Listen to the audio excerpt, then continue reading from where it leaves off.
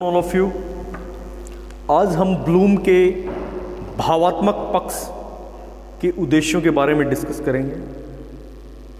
भावात्मक उद्देश्यों से संबंधित रुचियों, अभिवृत्तियों और मूल्य के विकास के बारे में आज हम चर्चा करेंगे।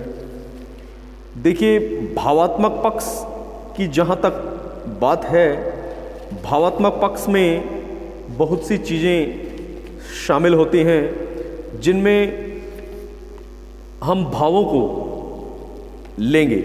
भावात्मक पक्ष की जो क्रियाएं हैं, सबसे पहले आग्रहण, ध्यान आकर्षण मीन्स अनुक्रिया, सुनना, पसंद करना, स्वीकार करना व प्रत्यक्षीकरण से संबंधित प्रक्रियाओं को हम इस माध्यम से जो है पढ़ते हैं, समझते हैं।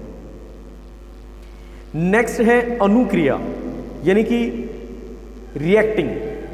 अनुक्रिया में हम उत्तर देना, कथन करना, सूची बनाना, विकास करना, इसके साथ साथ चयन करना, लिखना व आलेख, ये जो है अनुक्रिया के अंदर आएगा। नेक्स्ट, यदि आंकलन की बात करें, आंकलन में चुनना, पूरा करना, भाग लेना, पहचानना आदि चीज़ें इसके अंतर्गत शामिल होती हैं। साथ साथ अगर हम संगठन की बात करें, ऑर्गेनाइजेशन की बात करें, तो इसमें पाना, बनाना, चयन करना और व्यवस्थित करने के साथ साथ संश्लेषित, जोड़ना या समन्वय करना और निश्चित करना आदि जो है इसके अंतर्गत शामिल होते हैं।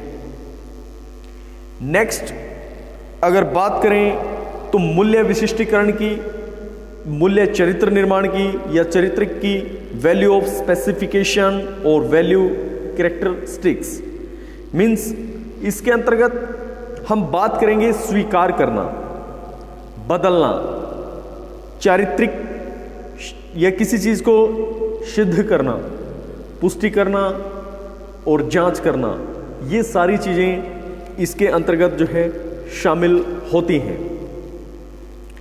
इन चीज़ों में आग्रहण में अगर उद्देश्यों की बात करें, छात्र भारतीय नागरिक के कर्तव्यों को स्वीकार करते हैं, छात्र भारतीय नागरिकों के कर्तव्यों को पसंद करते हैं या छात्र भारतीय नागरिकों के कर्तव्यों का चयन करते हैं।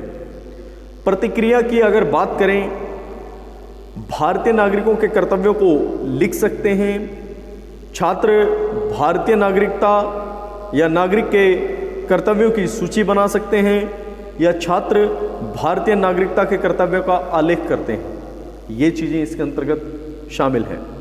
साथ साथ अनुमूलन उद्देश्य के लिए भारतीय नागरिक के कर्तव्यों को पहचानना, साथ साथ भारतीय नागरिक के कर्तव्यों का निर्धारण करना, इसके साथ छात्र भारतीय नागरिक के कर्तव्यों को स्वीकार करते हैं।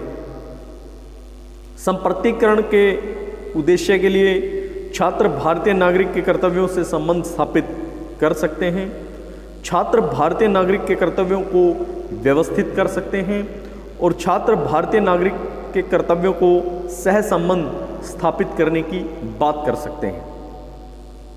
उसके बाद अगर देखा जाए तो मूल्य चारित्रिक उद्देश्यों के लिए छात्र भारतीय नागरिक के कर्तव्यों को विकसित कर सकते हैं, छात्र भारतीय नागरिक के कर्तव्यों को स्वीकार कर सकते हैं या करते हैं और छात्र भारतीय नागरिकता के या नागरिक के कर्तव्यों को दोहराते हैं।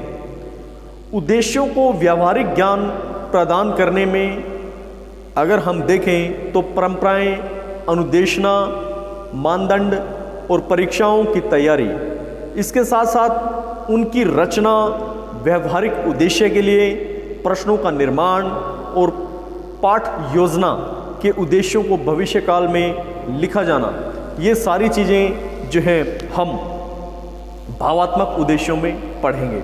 जैसे मैंने आपको ब्लैक बोर्ड पे भी हाईलाइट किया हुआ है कि भावात्मक पक्ष में सबसे पहले अनुक्रिया, रिस्पॉन्डिंग, अनुप्रयोग, प्रत्यकीकरण, व्यवस्थापन और चरित्र निर्माण, ये पूरे का पूरा प्रोसेस ऐसे चलता है और ये भावात्मक पक्ष की श्रेणी में आता है। तो स्टूडेंट आज के लिए इतना ही, बाकी हम कल जो है क्रियात्मक पक्ष को ब्लूम के डिस्कस करेंगे। थैंक यू, धन्यवाद।